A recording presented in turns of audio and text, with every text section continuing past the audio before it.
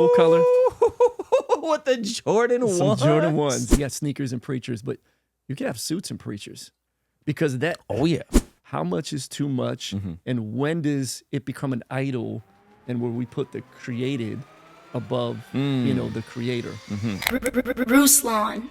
All right, ladies and gentlemen, we are back with another fantastic conversation with the author of the new book, Gotta Be the Shoes, which I actually gave an endorsement for. Yes. Without any further ado, the founder of Flavor Fest, pastor, entrepreneur, creative, fashion icon, ladies and gentlemen, Pastor Tommy. Fashion icon. How do you like that? It. How do you like that introduction? Man, thank you so much for being here, brother. So I read, you sent me this ahead of time. Actually, yeah, a little bit ahead of time. Ahead of time, which I was really intrigued by this concept because I think, shoes for me are kind of this like guilty pleasure, if you will, as a follower of Jesus, right? Yeah, it can be. But you kind of had a different spin on this. So I kind of want you to share some of the theme behind the book because it was like, oh, this is like not what I was expecting it to be, right? And then we'll kind of get into some more of your story and all that good stuff. So break down the book for us. Yeah, I think that a lot of times as believers, we don't always like celebrate. You can celebrate some things when they're neutral things. And so the book is like a celebration of shoes, fashion, there's an art aspect to it as well, creativity, and I'm a creative. And so like, it's okay. So it's giving people permission to say, hey, it's okay to like shoes and have some nice pairs, but it also then obviously addresses the tension of how much is too much. Is it 7 pairs? Is it 70 pairs? Is it 7 times 70, right? Yeah. All that. And how the shoes can become an idol. Yep. And so the book isn't just about shoes, although it talks quite a bit about shoes, gives some history, all kinds of stats and whatnot, but gets you to think about purpose, gets you to think about your sweet spot, what are you really chasing after, talks about finances as well, because a lot of times we can over leverage to get too much stuff, and then we find ourselves in debt and we're stressed out, and then also talks about eternity and the stuff that really matters. So it's not totally what people would expect, and I love your endorsement because you were like, it kind of sneaks up on you. Yeah, definitely sneaks up on you. I see what you did there. Yeah. How many pairs of shoes you got? Yeah, so good question. I have the most that I've ever had in my life. Okay. And I do consider myself a sneakerhead, but a light sneakerhead. I mean, I would love to be more, but I got bills, I got life, I got... So right now, I think the most pairs I ever had, I have 18 pairs. 18 pairs, okay. How many do you have? I would say right now, no more than 12. Maybe even less than 10. Okay. I got 2 of the 14s, the same exact pair of 14s. I got a different color wave. I got 2 of the 12s, another color wave in those, and then like maybe a pair of Yeezys, a pair of Timbs. Yeah. And some workout shoes. I got like 2 or 3 pairs of Huaraches. Yeah, I got a couple pairs that don't really count. They're like lawn shoes for the yard, or the kind of, but like shoes that I would wear out somewhere. Like it's 17 or 18 pairs. Yeah. So tell me. But you got one more pair now. Oh, I did bring a pair for you, bro. This is a surprise. I'm nervous. Man. That's why, because I'm picky about shoes. So that's why I brought my backpack in here. Okay. Bro. So did you get a custom shoe made? We did do custom shoes. What? For the book. That's crazy. You got a box that was black. Yeah. So we did a custom box that is red around it. Wow. So there you go, bro. Wow, this is amazing. Okay. Boom. Surprise, right here live. By the way, I didn't text you this because when I got the book, so you sent me the book ahead of time, but then like a e-version, then I got the physical, and the way this came was nuts. Yeah. I felt bad because I didn't it was like a lot going on, but this came in a box. Yeah. Like this. With custom like shoe paper inside, so it's almost has that experience when you open it. Okay, let's see what we working with. Yeah, book and masterclass. Okay, I got it. Yeah, I got another one. Well, we'll do a giveaway of this copy right here. And I like how short it is, by the way. Yeah, it's sometimes only people OD on the 150 pages. It's okay. Full color. What the Jordan ones? Some Jordan ones, yeah. Come on, dude. Okay, so yeah, I like. It's got the book cover and the 2 side panels. I love Jordan ones. I'm not a big Jordan 1 head until my son watched this is sick. We watched. I don't know if I should be saying this. Me and my 9-year-old watched the The Last Dance. Dude, Okay. thank you for these. These are amazing. Definitely, bro. The white on white with the Yeah, it's got the logo on the back. They got to be the shoes. So wow. yeah. So we watched the Last Dance documentary, and then he saw, the background with the shoes that Michael wore, the original ones, in the garden. And so ever since then, he's been into like ones. I've never really been a ones guy until he was like, let's get matching ones. So me and my 9-year-old got matching ones, black and red, just like a general release strap, nothing crazy. And then my 2-year-old saw that we had matching ones, and then she wanted a pair. And so now my 2-year-old is more into matching with me than my 9-year-old, which is really weird because she's like, and so we'll be out in like the grocery store, me and her, and she'll be like, matching shoes, or at church, Yep. I just can't get my wife to have all of us match shoes. That would be the next thing. My wife is not as much of a sneakerhead. She's got some Converse or something. She's got a couple pair of Air Maxes, but yeah. Same. Okay, so tell me the introduction of this book. I like how you tied it into your own story.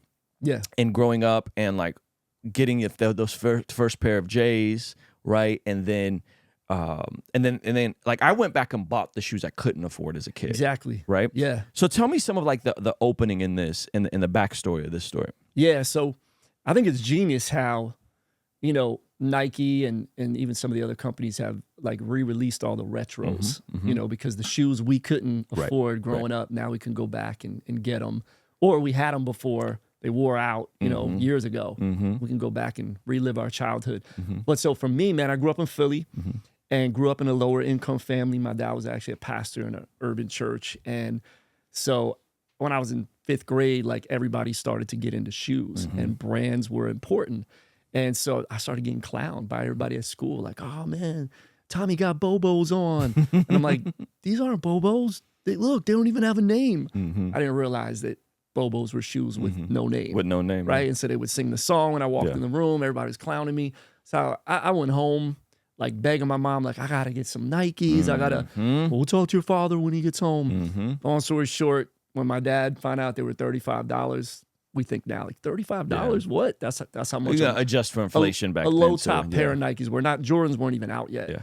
It came out a few years after that. But anyways, man, like he was like, nah, we just can't afford it. Like we got to keep getting you your Kmart special shoes. You got to figure it out. So it awakened the entrepreneur in me.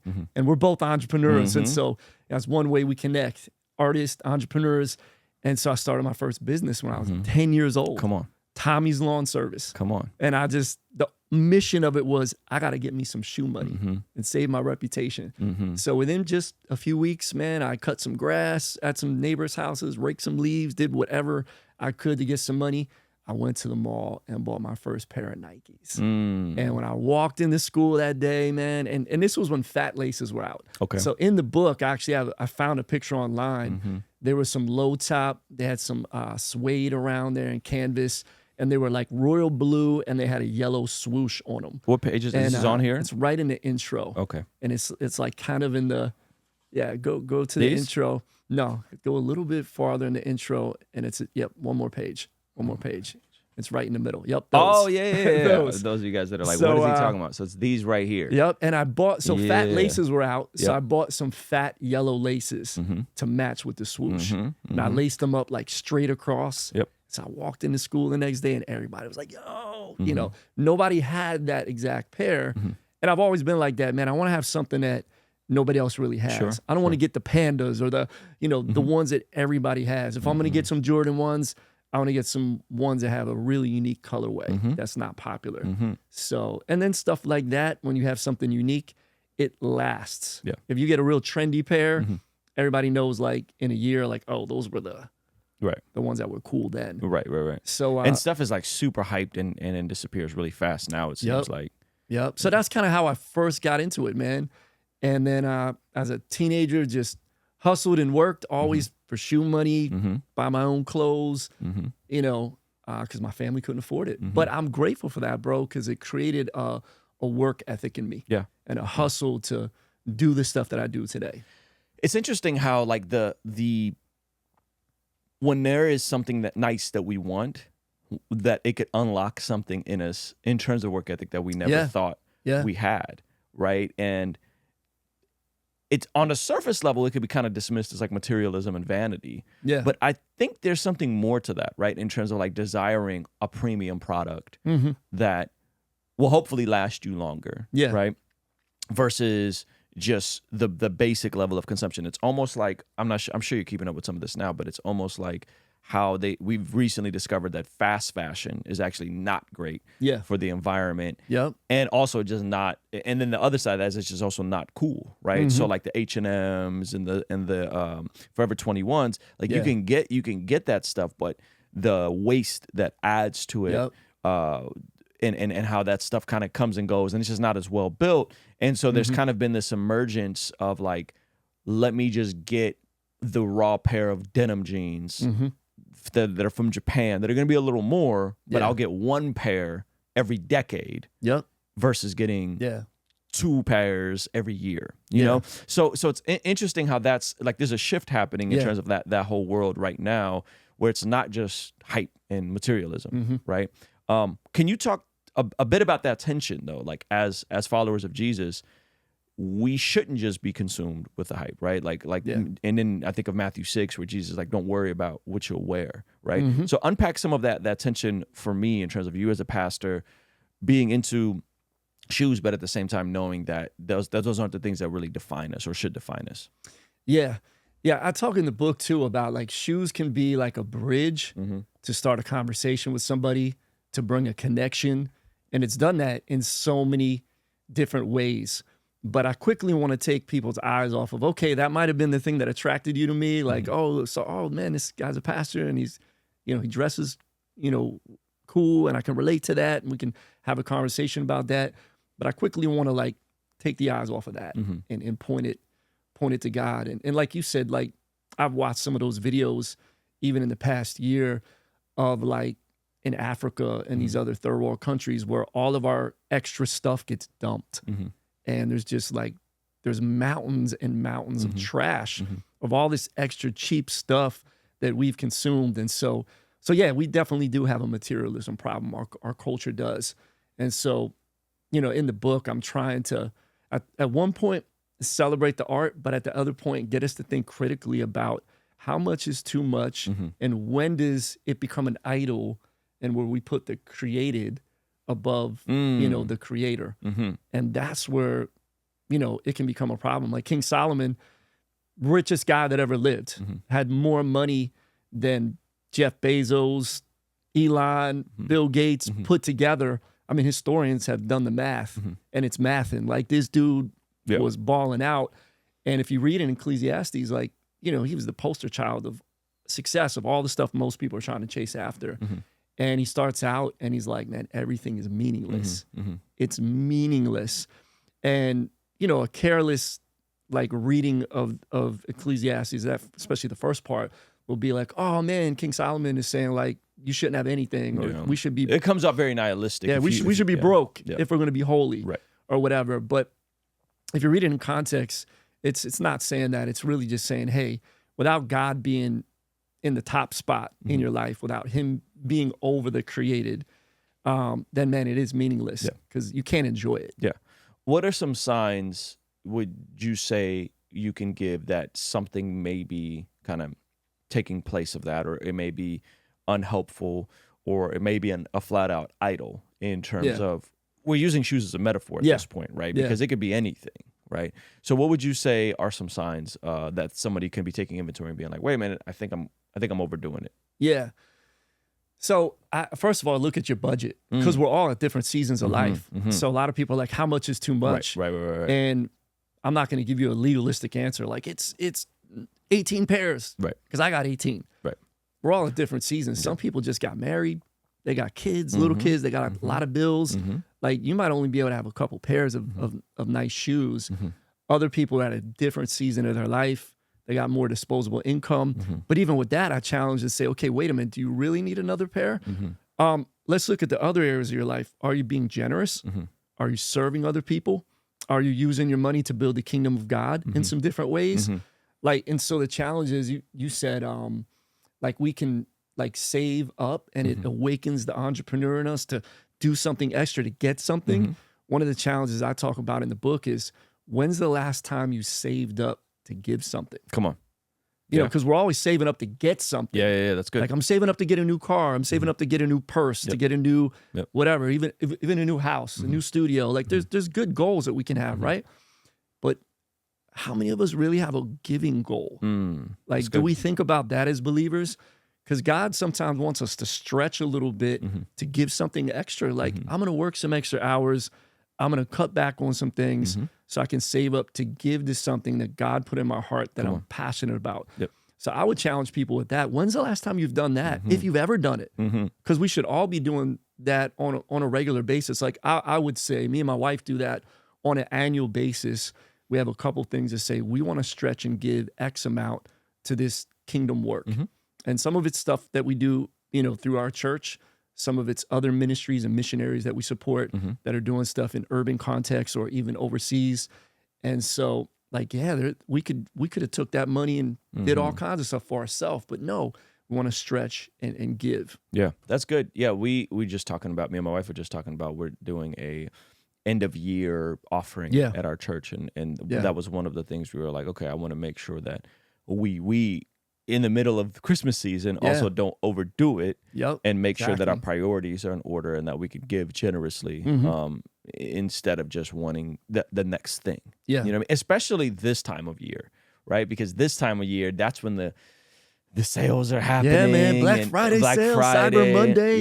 Yep. Oh, there's a deal. Let me grab that. And so then you're buying stuff you normally wouldn't have bought just because you think there's a good deal. Yeah. You know? Yeah, and I always challenge people at church as we get into this season. I'm like, hey, we're getting ready for Christmas. A lot of you are going out shopping for friends and family, and that's cool. Yeah. But what are you getting the birthday boy? And people are like, whose birthday are we celebrating? Jesus, ultimately. Like, what are you getting for him? That's good. And meaning, like, what can you give towards the work of Jesus to further his kingdom? Like, have you thought about that? And most people at this time of year, like you said, they see the deals, they see the sales, and they can overspend.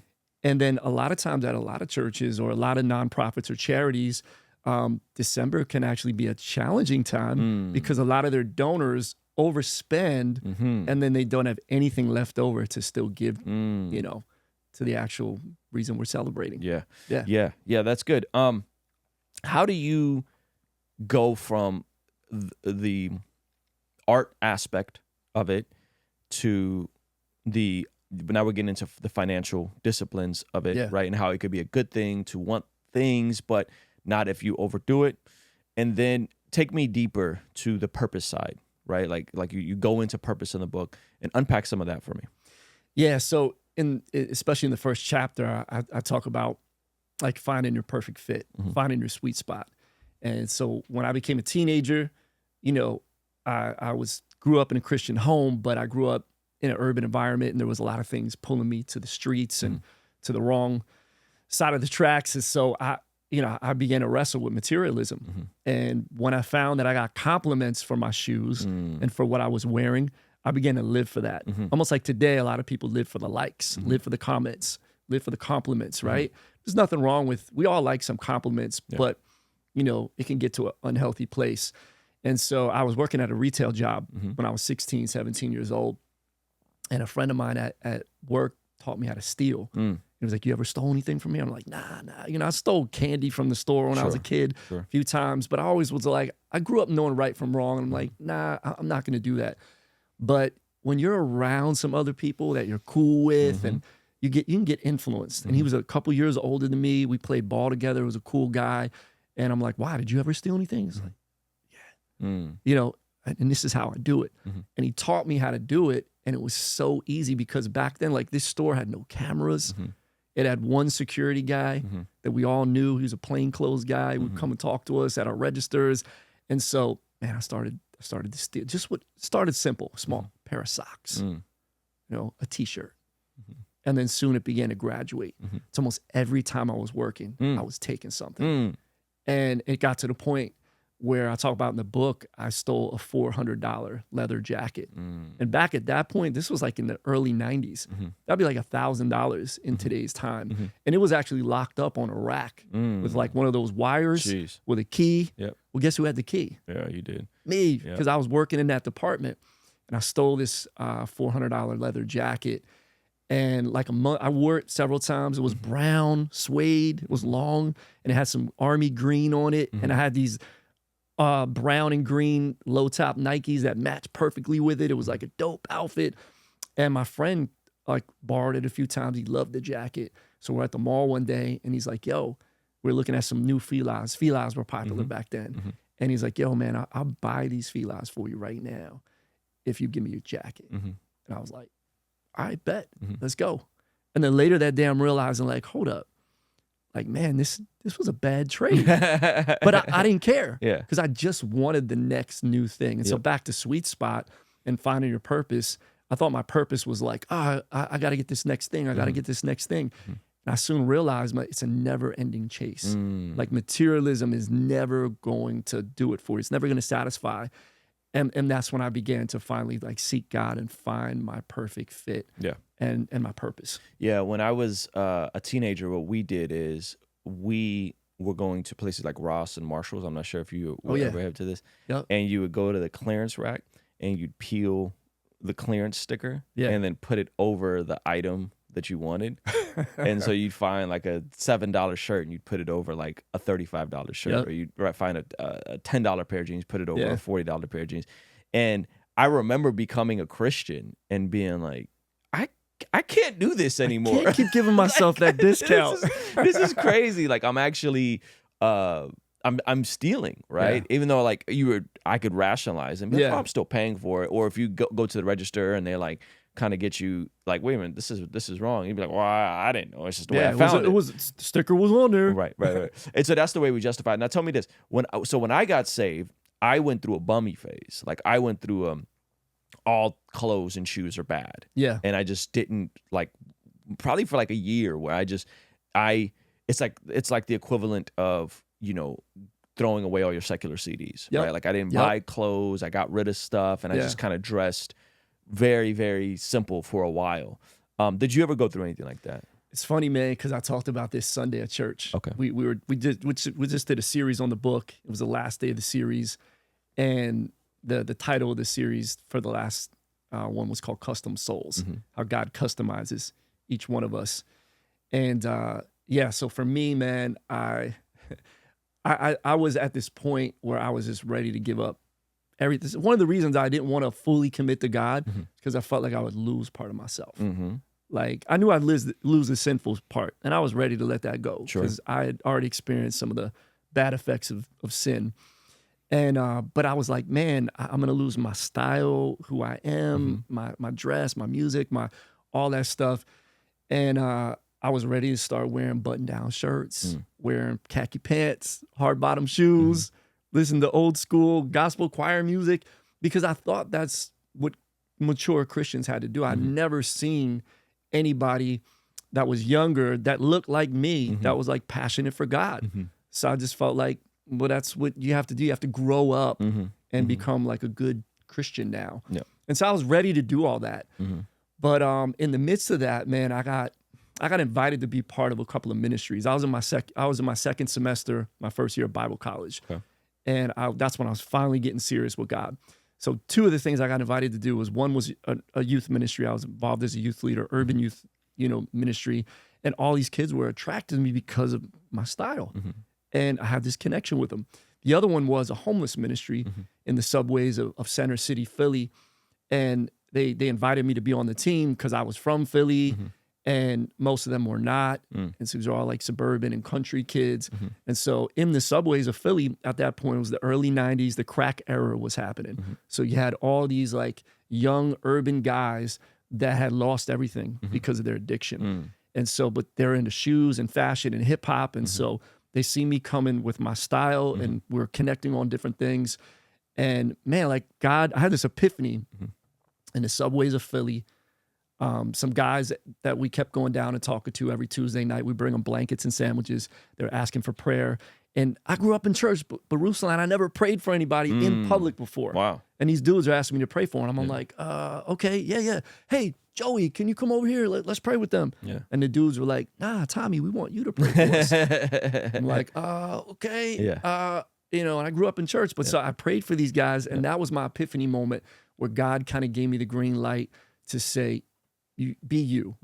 Use your style, your passions, your life experience to connect with people, to point them to me that maybe most other Christians, at least in my circles, couldn't reach these kind of people, but I can because of who I am. So that's good, man. That's interesting. Yeah, I that came later. Like I think I had to go through like a purging season almost, you know, of like having to kind of lay down everything, and then incrementally things kind of God like slowly allowed things to be reintroduced. But I think it was good for me in that season, and then like coming full circle, I was like, no, like it's okay to let it go. Yeah, like it's okay if you like basketball. It's okay if you like music. It's okay if you like clothes. You know, just don't allow those things to become idols. Right. And sometimes I think people don't factor all this in. Like when you are going to follow Jesus, even in the Gospels, Jesus is saying, like, you need to count the cost, right? You need to count the cost, and you need to be willing to be in a place where you let things die, right? Yeah. Pick up your cross, carry me.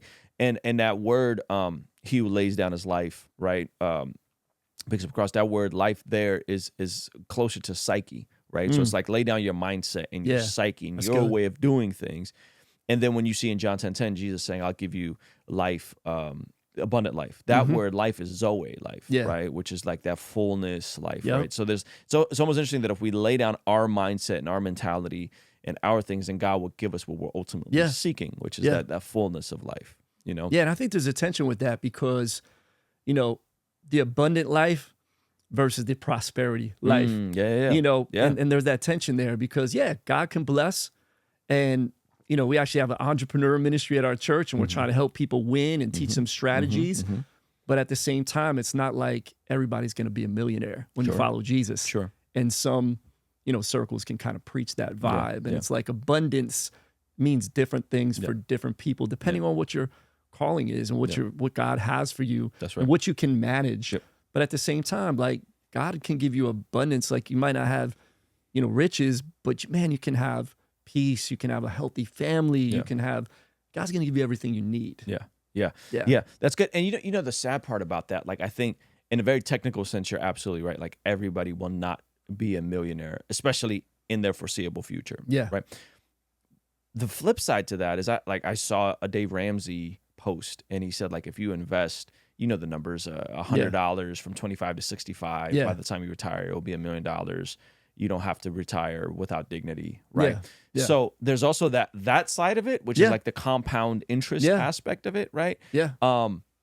But then you got some people that weren't exposed to that information at the right time in their life. Or if they weren't disciplined enough to do it. And so there's a tension there, right? And $1 million isn't going to be $1 million. By the time you retire, it's going to be like $150K. But I think the principle is still good in that tension that like, you don't give to get. We don't name it, claim it. We don't blab it, grab it, right? God's not just going to give you things because you have faith. Yet, when we do things God's way, specifically from a very practical, like, let me not be consumed with consumerism and spending, but learning how to save, learning how to delay gratification.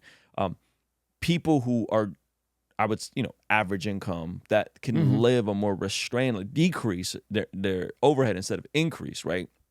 Their income, because not everybody, like to your point, not everyone can increase their income. And a lot of people are in spots where they don't have the information, but I think there is something to like the principles of restraint and delaying gratification that could position people at least to save if they get the information in time. You know, which I think is why stuff like, I know you guys do a big FPU program at your church. I'm about to take a group through FPU at my church, and that was life-changing for me. You know, me and my wife, we did it. It definitely helped us. In several seasons. There's still several things that we do to try to stay on point. And but it's challenging in this world with inflation and everything. And you know, even as a entrepreneur, as a business person, sometimes you have to use credit to leverage some things, to launch some things at times. And so, you know, you have to use wisdom though. Amen. Okay, now I got to ask you this, and don't take this the wrong way. Have you been on Preachers and Sneakers? Have I personally been on there? Yeah. No. No. Okay. No, I haven't. Good for you. I haven't been on there. No. And I mean, I do have, I don't have any like super rare pairs of shoes. I do have some Lucky Charms. I mean, like someone bought me those. And so here's another thing. So I did share this. I have 17, 18 pairs of shoes. But literally, at least half of my shoes were gifts. I rarely buy shoes. Maybe 1 pair, 2 pairs a year. And a lot of times they're with gift cards that I have from birthday or Christmas or whatever. I'm cheap sometimes. Ask my wife. Right? Yeah. But with Sneakers and Preachers, like a lot of times they're also talking about like the fit, the fashion, the fit, and people are wearing. Some pastors are wearing like a $5,000 jacket. You know, just like a $1,000 shirt.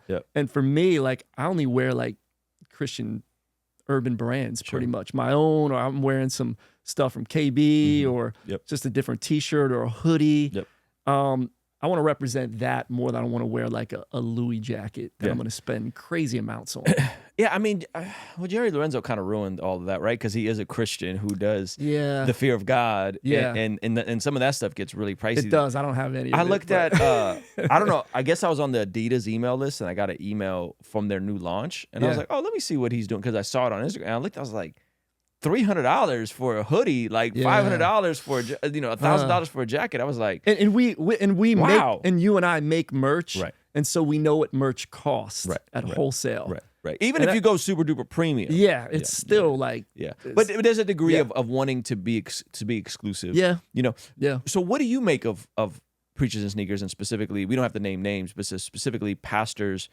And I don't know, I'm sure you know how this works, right? Where they're like, well, I'm not spending money on this stuff, but what's happening is they're going around, they're speaking at their buddy's church, and instead of maybe paying them an honorarium, they're getting them that exorbitant gift, that $1,000 pair of shoes, that $5,000 jacket, right? And so it's like, I'm not spending my own money on this, right?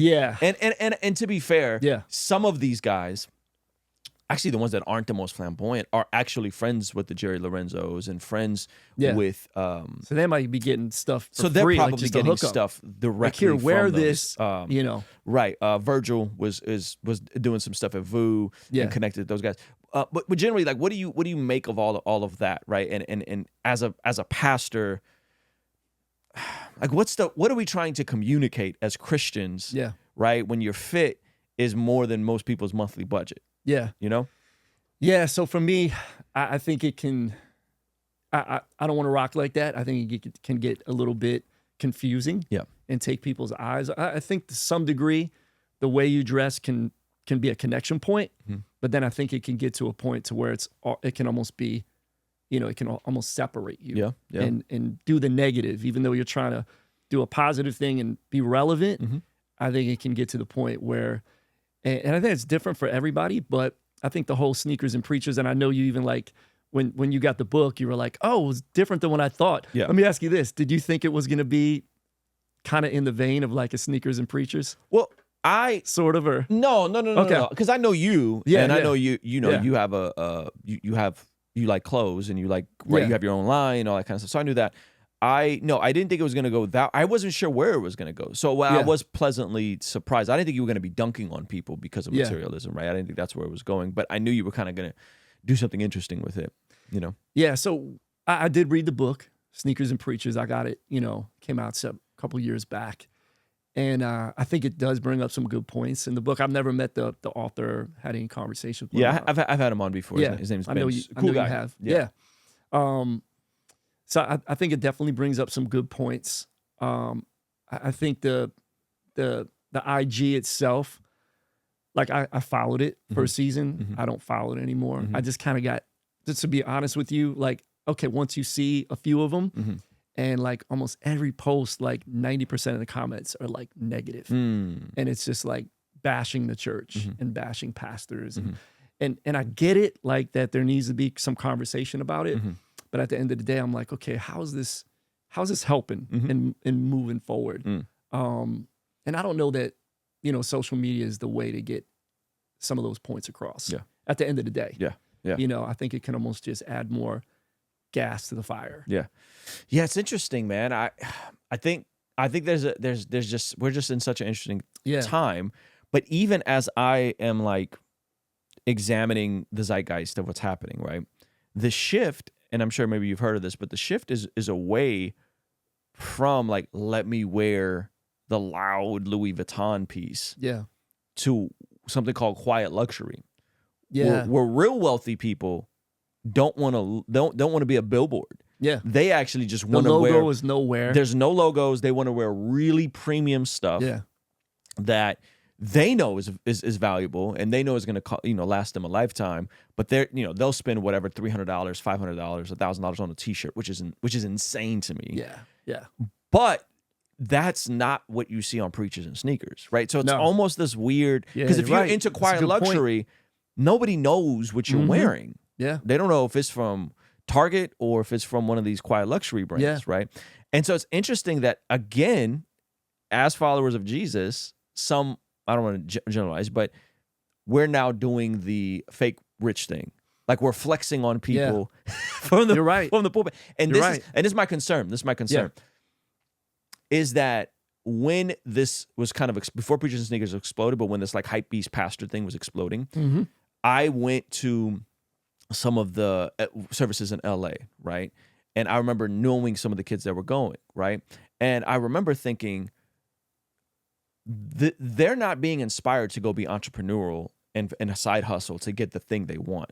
They're actually just irresponsibly dressing loud because that's what the pastor's doing, and there's a connection point. Yeah, but it's not what you're describing in the book. It's not, let me figure out a way to increase my giving, get on a budget, decrease my overhead, so that at one point I can go and buy those $400 pair of shoes or $300 pair of shoes for my childhood that I could never afford, right? Because I want them. They make me, like when I wear Jordan 14s, people are always like, don't know about the 14s, bro. Because I don't see a lot of people wearing 14s. They're not the most popular. They mean something to me. Yeah, you know what I mean. And so like I don't care what everybody else thinks, right? Yeah. And so so what I discovered is like the connection to the preachers and sneakers hypebeast pastor thing seemed like with some people. Okay, I don't want to overgeneralize. It was creating an unhealthy balance in some of these kids that were following these guys, and instead of like a hunger and a desire for entrepreneurship, right? Yeah. So then I go, then what are we doing? Like, what are we doing? Why are we flexing on people? Like, okay, cool, man, you're into clothes, but like, is that really necessary? Or would that energy be better spent in launching your own line, launching your own or partnering with a Christian? Like, why are we never wearing Christian line? Because there's good Christian stuff out there, there's some right? good Christian stuff out there, man. So I think it's just a very interesting time that we're in, where again, it seems like we're doing what the world did 3-4 years ago. Yeah. Here's another point too, man. If you think about it, you got sneakers and preachers, but you can have suits and preachers, because that even like back in the day when so many people were suited up. I mean, quiet luxury, there was some people wearing $5,000 suits. Yep. But the average person doesn't know. But people that know, maybe like, an Armani suit or whatever the case is, they would know like, oh, that's a Hugo Boss suit. I mean, I don't even know much about that world, but a few years back, I got invited to come and do a spoken word piece at this conference for psychotherapists. And they wanted me to be the host. A friend of mine, he's a counselor guy. He's like, I want you to be the host and I want you to do a spoken word. And so I'm going to take you to the mall and buy a new suit. I'm like, okay. So it took me to the fancy mall that I don't even really shop much in, because it's all like the crazy high-end stores. And he bought me like a $1,500 suit. And I'm like, oh my gosh, I didn't even know. I mean, I heard suits could be this much, right? The dress shirt was like $300. The tie was like $150. And I was just like, this is crazy, right? And I could wear that. And it's a nice suit. Like people are like, oh, cool suit. But they have no idea, like, yo, this is like a $1,500 suit. I didn't buy this at K&G. Right. Because I normally, if we get a suit jacket, I go to K&G. They got like a 2 for $99 sale. Yeah, I mean, I was buying stuff at Burlington Coat Factory. Yeah, man, Burlington Coat Factory. Because you get a nice little $100 suit, but then you go get it to a tailor and have it done and it's got real some nice. style to it. Got some style to it, because some of the expensive stuff to me even is almost kind of like, I don't know, plain. Yeah. But yeah, so. Yeah, that's interesting. I think all in all, man, I would hope that people walk away from this conversation with a healthy balance, right? That like you can express yourself and be into the things you're into while at the same time not being succumbed by materialism and consumerism. Yeah, it's attention.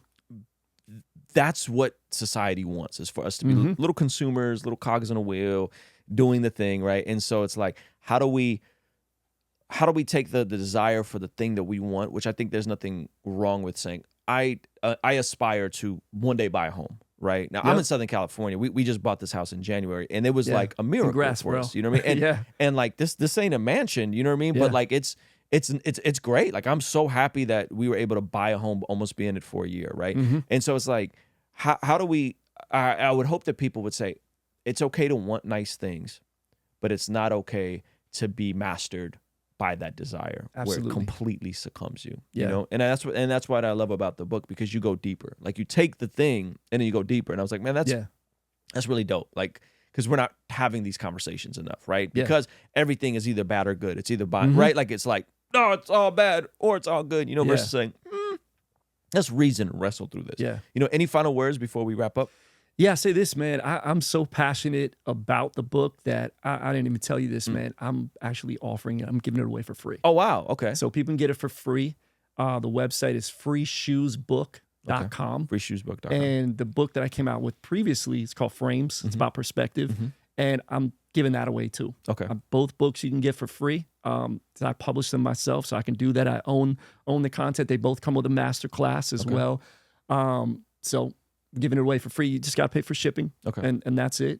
And then, there's some other stuff on there. Like, if you want to get the shoebox and some other things like that, even if you want to get the customs, it's on there. But freeshoesbook.com. I got this goal to get this message out to, I want to see at least 10,000 people get this, and get it for a sneakerhead. We all know somebody that's into shoes, but they might not be into Jesus. And this book can plant some great seeds. Well, and just the packaging of it is just fire. Like, this just looks great. It and feels there's great. a hardback version as well. That's full color inside. Yeah. And so we did gorgeous. We did a sneaker photo shoot. So all the sneakerheads from my church brought in like their top shoes, and our main photographer, shout out to Hope, we did a photo shoot with all the people's shoes, and so they're mixed in. So, you know, I know a lot of people that are into art and sneakers, they're visual. And so people don't always read, but this is engaging, and it's full color inside, so there's art on every page. So they can buy this physical one, the hardback, and then get the softback or the digital? So the paperback is the one that's free. Okay. On the website. If you want to get the hardback, it's like $5. Okay. And then, there's an ebook, there's an audio book for it too. So whatever your vibe is. And then the master class is included with all of it. I love it. Freeshoesbook.com. There you have it, ladies and gentlemen. Pastor Tommy, thank you so much. We're out of here. Peace.